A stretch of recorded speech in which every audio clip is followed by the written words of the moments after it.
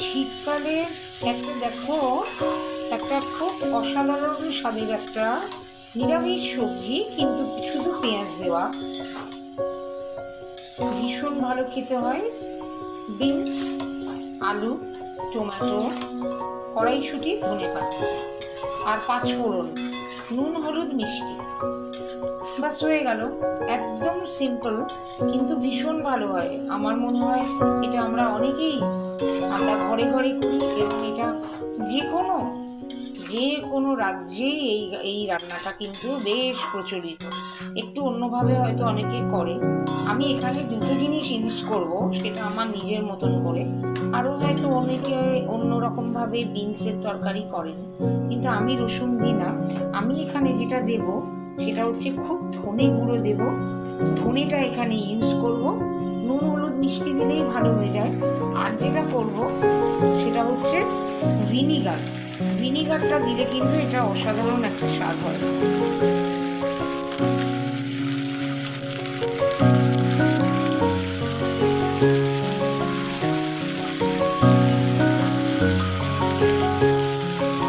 অনেক সময় না ভেন্ডি বা কুঁদরি বা বিনস এসব তরকারিতে শুকনো যেটা আমরা করি, মাখো বলি, খুব ঝোল থাকবে না, সামান্য গ্রেভিতে, তাতে ধনের গুঁড়ো ইউজ করলে একটা অসম টেস্ট আনে, ফ্লেভার আনে।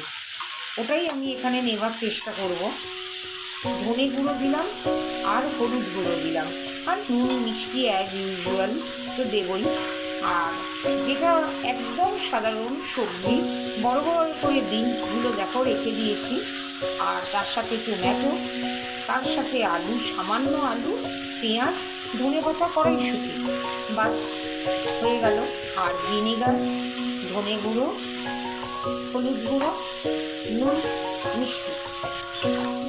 এখানে ধনিয়াটা খুব ইম্পর্টেন্ট। আর হচ্ছে এরকম করে টমেটো আরও দিলে ভালো হয়।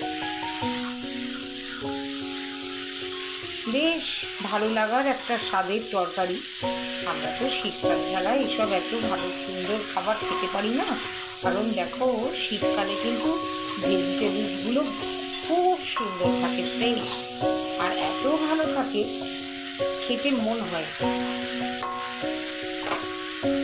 আমার মতন যারা ভেজিটেবলস ভালোবাসো তারা তো খাওই। এটা ভিনিগার অ্যাড করলাম, আর একটু ধনে গুঁড়ো দেব। এবার বেশ খানিকটা ধনেপাতা,